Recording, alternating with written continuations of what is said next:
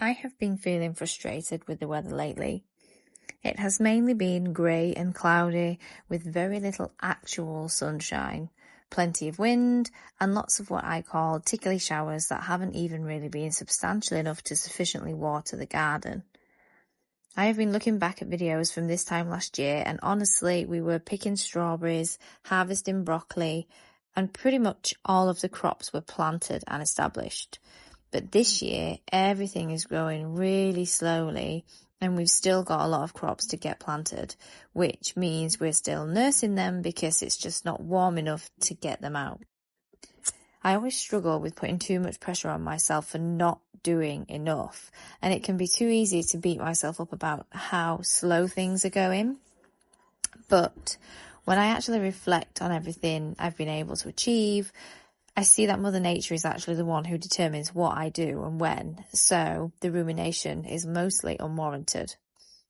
But nursing the plants is the thing that stresses me out the most, because plenty of times before, I've accidentally ruined crops by doing things like forgetting to keep their soil moist and moving them on when they get too big. So I always feel a sigh of relief when they all go in the ground, because then they can take root and hold their own. There are a lot of people who just choose to buy their seedlings from garden centres and nurseries, which removes the stress of nursing them so much. But for me, I personally like to at least try to start pretty much everything from seed, because it, for one, gives me a lot more control over the varieties that I grow, and I just feel such a sense of accomplishment when I see such a small seed grow into a tasty, nutritious food that is going to contribute to feeding me and my family for a year. The only thing I'm not starting from seed this year is onions, and that's purely because I didn't sow enough from seed in February, and then last month I panicked because I knew I hadn't done enough for the year, so I ordered over 500 sets last minute. Next year though, I aim to sow all my onions from seed too. I use onions in every cooked meal and have literally only just got down to the last of the ones we grew last year, and honestly the thought of buying organic onions when I know I can grow them so easily makes me squeamish. Another reason why I always try to sow my food from seed is because my aim is to grow enough food to feed my family for a year. And the cost of buying actual plants compared to packets of seeds is massive. There also isn't any organic seedlings available at my local garden centres, which when I'm buying new seeds, I always aim for organic varieties. Don't get me wrong, I have tons of seeds that I want to get through rather than wasting, which aren't organic or heirloom, but my goal is when moving forward, I will only choose organic and heirloom varieties, which I feel pretty good about. We finally got our huge spent mushroom compost delivery.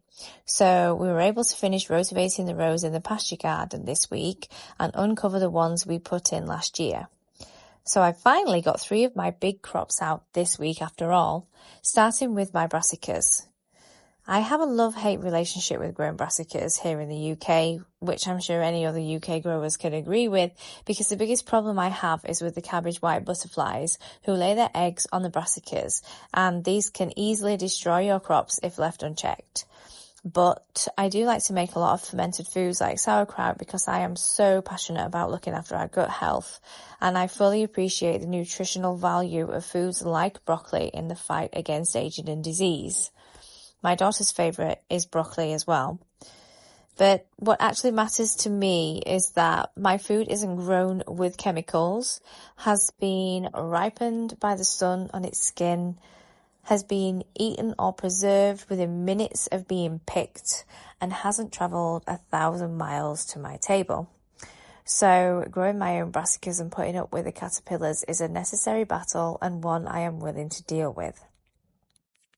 As I mentioned before, the organic market for food here in the UK is also really quite limited, with only a few varieties available for expensive prices, which I'm also not comfortable paying. Not when broccoli is something that we can grow so easily in the UK. One of the biggest lessons I've learned though since starting a homestead is how to eat seasonally. I do try to grow huge amounts all at once and preserve it so that we can eat it year round, which doesn't really follow seasonal eating as such. But if I've grown it myself, I'm more than happy to do that because I'm not paying for it to be flown in from Spain, for example. But that being said, when you start to grow your own food, you really begin to understand what seasonal eating actually means, because you learn what crops should be available in your area at what time of year and what will almost certainly be from another country.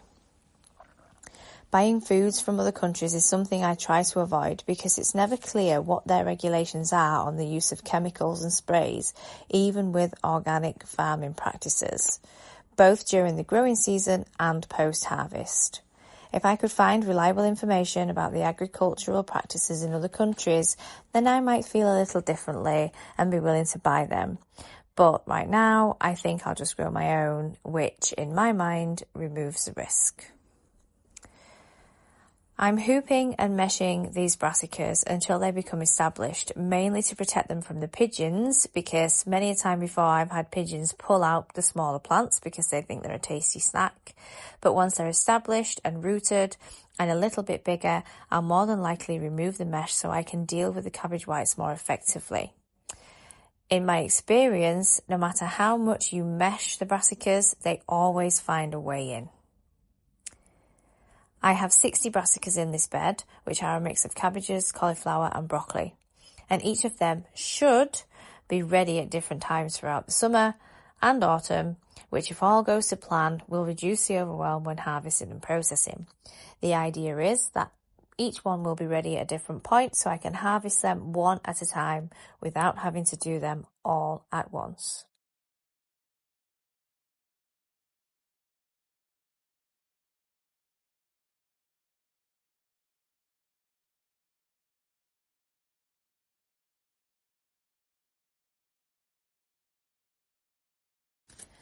The rain has been stop-start in progress all week, but the next big crop I managed to get planted is my potatoes.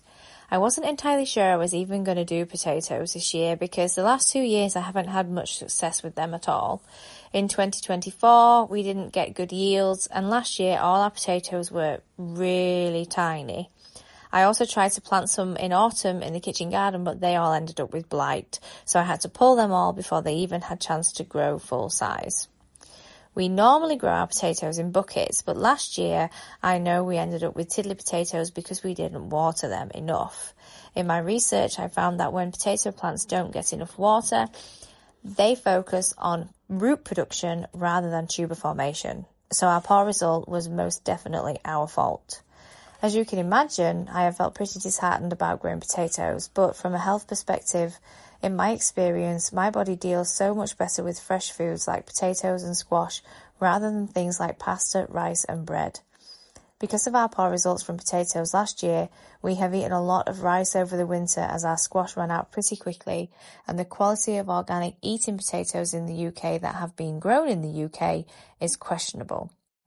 And even though I like to bake bread myself from freshly milled organic flour, we find that when glutinous foods make up a large part of our diet, we feel a lot more sluggish and less switched on and less motivated and energized compared to when we're eating fresher foods.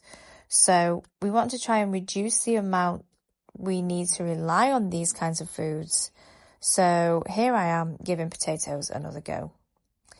We decided to grow them in the ground this year, and we plan to use soaker tubes to water the rows, which we will be installing in the next couple of weeks.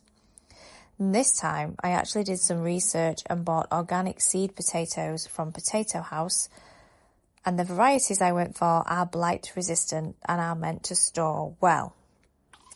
I bought 25 kilograms of all the potatoes, which is actually a second early but can be left to bulk up like a main crop, and 1 kilo of Sarpo Myra, which is a red-skinned potato that also stores well. In a third bed, I also have 100 Pentland Javelin, which are technically first earlies, and I did want to have them in buckets from March, but we didn't get the compost in time, so I'm only just planting them now.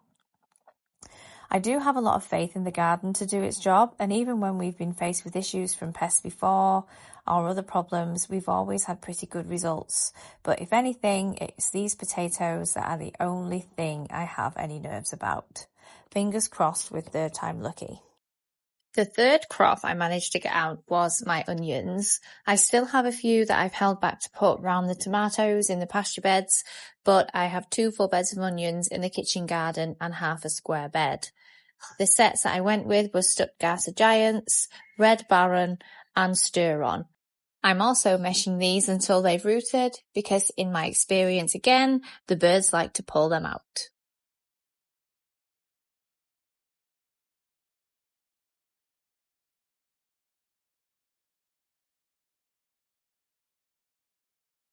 One of the things I've really tried to do well this year so far is keep the garden watered. Last year, I found it a nuisance to have to water the garden when really it should always be a priority. Plants can't grow without sufficient water and sunlight, and if the land isn't giving them the water they need, it's our responsibility to give that to them, especially if we want good yields from our crops. I guess with being a novice gardener, you kind of just underestimate all of these different things and don't really know what your priorities should be. And last year for me, I wanted to be out doing the bigger jobs and I found having to water the garden a nuisance. It also didn't help that I grew far too many of certain types of crops that I didn't actually want or like to use in cooking. So this year I've tried to make a conscious effort to grow the crops that I know we actually like and I want to look after them well.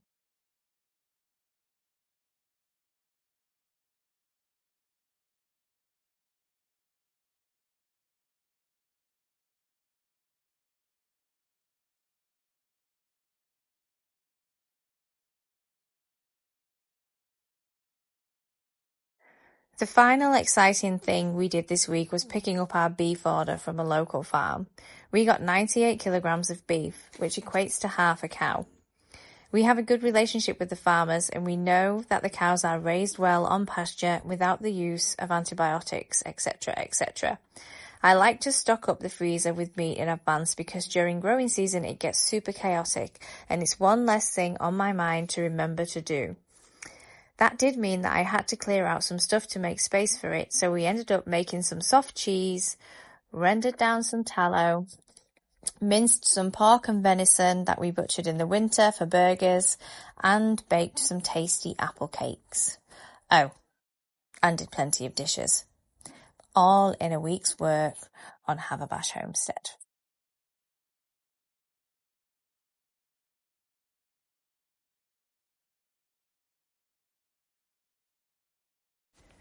Thanks for watching, and thank you to all our new subscribers. It means a lot for you to join us on our journey. Stay well. We'll see you in the next one.